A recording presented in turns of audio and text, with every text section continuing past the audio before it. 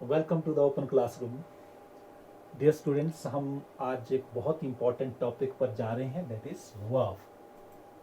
अब इसके बारे में जानना बहुत ज़रूरी है बिकॉज जो आने वाले जितने भी हमारे टॉपिक्स हैं उसमें हम टेंस की बात करेंगे, वॉइस की बात कर सकते हैं और साथ में हम नरेशन वगैरह की जो बात करेंगे उसके लिए बहुत इंपॉर्टेंट है। वैसे भी हम वर्ब को बोलते क्या है, वर्ब है क्या, हम इसको क्लासरूम में एक्शन वर्ड के रूप में डिफाइन करते हैं कि एक्शन वर्ड मतलब किसी भी एक्शन के होने का ये ज्ञान देता है, तो इसीलिए हम इसको क्रिया भी बोलते हैं। जैसे एक एग्जांपल ले लेते हैं, शी इज कुकिंग। क्लियरली ये जो कुक करने का काम वो कर रही है, सब्जेक्ट क्या काम कर रहा है उसका ज्ञान देता है, इसलिए ये वर्ब है। तो इसलिए इसको एक्शन वर्ड कहते हैं। लेकिन ये जरूरी नहीं है कि केवल हमें ये एक्शन का ही बोध कराए, कुछ और भी तो हो सकता है। जरा ध्यान दें, हम ये कहें कि शी इज ऑनेस्ट, यहां तो एक्शन बता रहा है, यहां भी वर्ब है इज, यहां भी वर्ब है, ये भी कुछ बता रहा है। बट ऑनेस्ट क्या बता रहा है, ये उसकी किसी क्वालिटी के बारे में बता रहा है। शी इज ऑनेस्ट, तो यहां उसकी हम ये कह सकते हैं ये उसकी अवस्था क्या है, उसकी स्टेट क्या है, इसको भी बताता है। एक्शन को बताएगा, स्टेट को बताएगा। और कई बार जैसे हम कहते हैं आई हैव अ पेन, या हैव ये वर्ब है। आई हैव अ पेन, मेरे पास एक पेन है, पेन का मैं ऑनर हूं, ऑनर हूं, इसलिए ये पोजेशन को भी बताता है। अब इसकी डेफिनेशन थोड़ा बड़ी हो गई। अगर हम कहें जो हम आमतौर पर कहते हैं कि एक्शन वर्ड है, it's not only action word, ये स्टेट को भी बताता है। अगर हम कहें कि शी इज सैड, तो उसका उसकी स्टेट ऑफ माइंड क्या है, वो सैड है, सैडनेस है उसमें, तो ये सारी चीजें भी हमारे वर्ब है वो बताते हैं हमें। तो किस किस का ज्ञान देते हैं, किस किस का बोध करवाते हैं, किसी एक्शन का, स्टेट का या पोजेशन का। इसको और विस्तार से समझने के लिए आइए हम स्लाइड पर ध्यान देंगे। बच्चों ये वर्ब क्या शो करता है, verb shows action, state and possession. जैसे हमने ये कहा, अब एक्शन जब शो करता है उसके एग्जांपल देखें, ही प्लेज कबड्डी, वो कबड्डी खेलता है, प्लेज वर्ब है, तो यहां एक्शन कर रहा है, कोई काम होने का बोध ये करवा रहा है, verb play. He goes to school regularly, he goes to school, यहां दोबारा आप देख रहे हैं गो जो वर्ड है ये वर्ब है जो कोई एक्शन कर रहा है, कोई एक्शन के करने का बोध करा रहा है। तो हम डिफाइन कर सकते हैं अब इसको कि verb is a word that shows action, state and possession. तो सिर्फ एक्शन नहीं बताएगा, स्टेट और पोजेशन को भी बताएगा।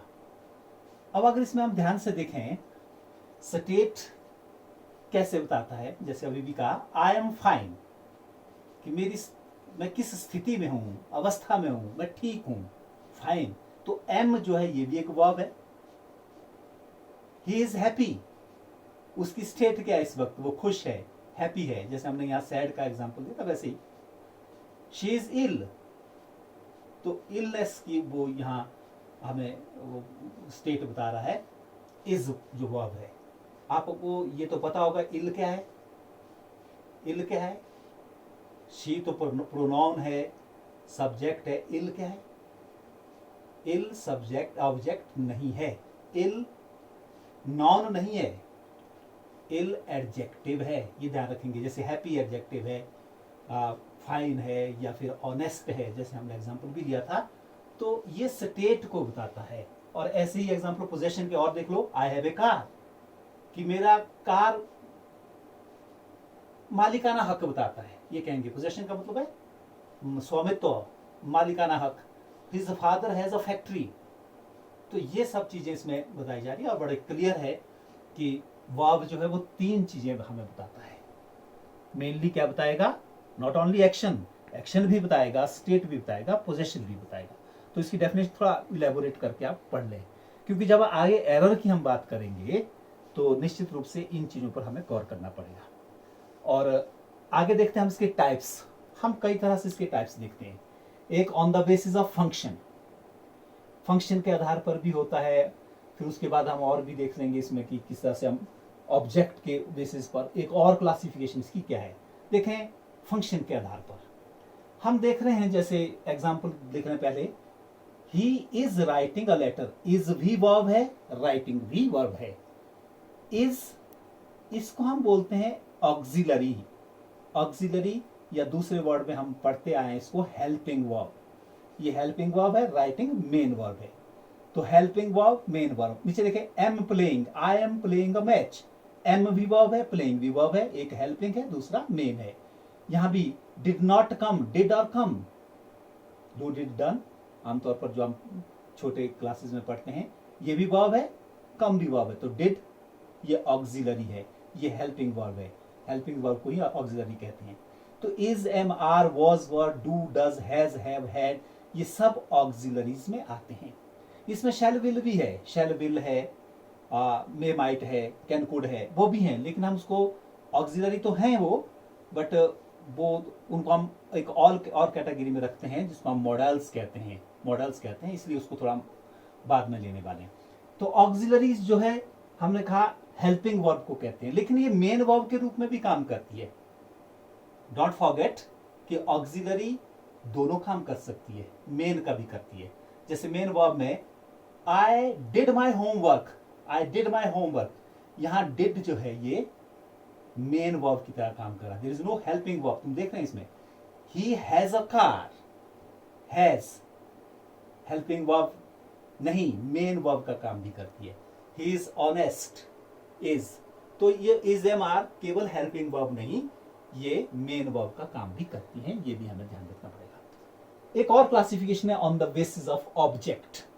ये बहुत इंपॉर्टेंट है क्लासिफिकेशन, क्योंकि ऑब्जेक्ट और सब्जेक्ट जब दोनों वर्ब उसमें किसी सेंटेंस में आते हैं तो तभी हम इसके वॉइस भी चेंज करते हैं।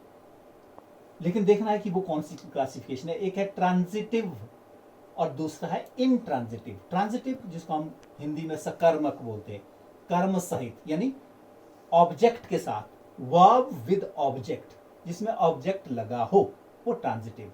इनट्रांजिटिव जिस वर्ब के साथ ऑब्जेक्ट नहीं है। ऑब्जेक्ट तो आप जानते हैं ये नॉन और प्रोनाउन से बनता है, सब्जेक्ट भी नॉन और प्रोनाउन से बनता है। तो ऐसा वर्ड होना चाहिए, या वो नॉन हो या प्रोनाउन हो वर्ब के बाद जरूरी, तब हम कहते हैं ये ट्रांजिटिव है, अगर नहीं है तो इनट्रांजिटिव है। एग्जांपल ले लेते हैं और it will be very much clear. He fought with the enemy, आप देख रहे हैं he fought with the enemy, fought के बाद क्या आ रहा है, विद।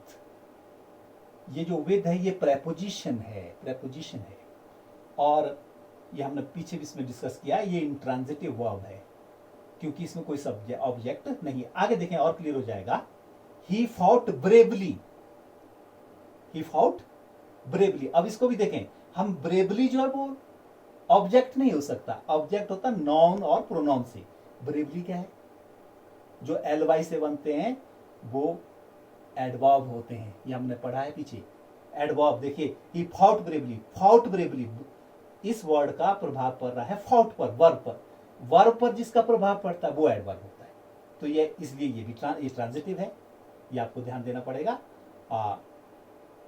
आगे देखें, he played a match, sorry ये उल्टा हो गया, ये नीचे इंट्रांजिटिव ऊपर ट्रांजिटिव होना चाहिए। ये एनिमी वर्ड जो यहाँ पर है हमारे पास, इसको क्लियर कर दें, ये क्लियर कर दें। Bravely intransitive verb without object, ये ऑब्जेक्ट नहीं है, ये स्लाइड थोड़ी गलत बनी है, इसको क्लियर कर दें। आगे देखें और क्लियर हो जाएगा। He played a match, a match object है, मैच हम जानते हैं ये नाउन है, ही प्रोनाउन है, सब्जेक्ट और ऑब्जेक्ट, ये वर्ब के साथ जब ऑब्जेक्ट लगता है तो क्या बनता है, वो ट्रांजिटिव। तो ये भी ट्रांजिटिव है।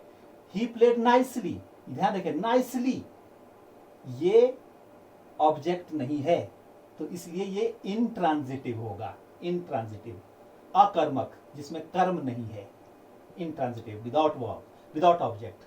The driver stopped the bus, ध्यान दें यहां the driver stop the bus, the bus noun है, ये ऑब्जेक्ट है। स्टॉप्ड वर्ब, वर्ब के साथ जब ऑब्जेक्ट लगता है तो हमने पढ़ा वर्ब विद ऑब्जेक्ट ट्रांजिटिव, ये ट्रांजिटिव है। लेकिन इसी स्टॉप्ड को जब हम आगे देखते हैं, the driver stopped suddenly, driver अचानक रुक गया, सडनली क्या है, ये ऑब्जेक्ट नहीं है, एल वाले आपको पता है एडवर्ब, तो ये एडवर्ब होगा। तो इस तरह से एक क्लासिफिकेशन हमने ये भी देखी। एक क्लासिफिकेशन, अंतिम क्लासिफिकेशन बहुत इंपॉर्टेंट है, इस पर हम डिटेल में नहीं जाएंगे आज क्योंकि और भी कुछ इसमें ऐड करना है हमने। वो दूसरी क्लासिफिकेशन है, इसको हम नॉन फाइनाइट और नॉन फाइनाइट के रूप में देखते हैं। एक फाइनाइट वर्ब, दूसरा नॉन फाइनाइट वर्ब। तो इसमें मेनली जो काम करना होता है हमें वो है नॉन फाइनाइट पर, क्योंकि नॉन फाइनाइट के 3 टाइप और होते हैं, एक जिरंड, इन्फिनेटिव, पार्टिसिपल। तो ये भी है, इस पर भी हम पार्टिसिपल पर नहीं जाएंगे, जिरंड और इन्फिनेटिव इस पर डिटेल में बात हम बाद में करेंगे। लेकिन फाइनाइट क्या है, फाइनाइट क्या है, ये जो फाइनाइट वर्ब होता है वो वर्ब होता है जिसमें सब्जेक्ट का प्रभाव पड़ता है। It depends on subject and tense, tense बदलता है, फाइनाइट वर्ब भी बदलता है, कहीं सब्जेक्ट बदलता है, फाइनाइट वर्ब भी बदलता है। देखें जैसे ये ही goes to morning walk daily, goes, आगे देखो they go to morning walk daily, यहां ही लगा तो गोज, दे लगा तो गो, वर्ब चेंज हुआ, वर्ब चेंज हुआ, यानी सब्जेक्ट के चेंज होने से वर्ब पर प्रभाव पड़ा। ही वेंट टू, आगे देखो वेंट पास्ट में चला गया, तो यहां टेंस चेंज हो गया, टेंस चेंज होने से या फिर सब्जेक्ट के चेंज होने से वर्ब चेंज हो जाता है, गो कहीं गोज कहीं वेंट, आप देख रहे हैं, इसलिए इसको बोलते हैं हम फाइनाइट। लेकिन जो नॉन फाइनाइट है जिसमें जिरंड और इन्फिनेटिव होता है, उसमें ऐसा नहीं होता। आप देखें एक्चुअली जो जिरंड है वो क्या है और इन्फिनेटिव क्या होते हैं उसको हम थोड़ा डिटेल में बाद में लेंगे, फिर भी थोड़े से एग्जांपल ले लेते हैं। शी एंजॉयज सिंगिंग, सिंगिंग, वो सिंगिंग को एंजॉय करती है। अगर आप देखें सिंगिंग, शी इज सिंगिंग, तो ये वर्ब है लेकिन यहां ऑब्जेक्ट की तरह काम कर रहा है, तो इसको हम जिरंड बोलते हैं। मैं सिर्फ ये बताना चाहता हूं कि जिरंड क्या है। तो आगे देखें, दे एंजॉयड सिंगिंग, दे एंजॉयड सिंगिंग, तो यहां सिंगिंग द्वारा क्या है, जिरंड है। लेकिन आगे देखें, इसमें तो चेंज होता है, ये तो चेंज हो रहा है, जो कहीं एंजॉयज लग रहा है, कहीं एंजॉयड लग रहा है। They like to play, to play ये क्या है, ध्यान दें, किसी भी फर्स्ट फॉर्म वर्ब के साथ टू लगा होता है, टू प्ले, टू गो, इस तरह से जो भी होंगे ये इन्फिनेटिव है, ये इन्फिनेटिव है।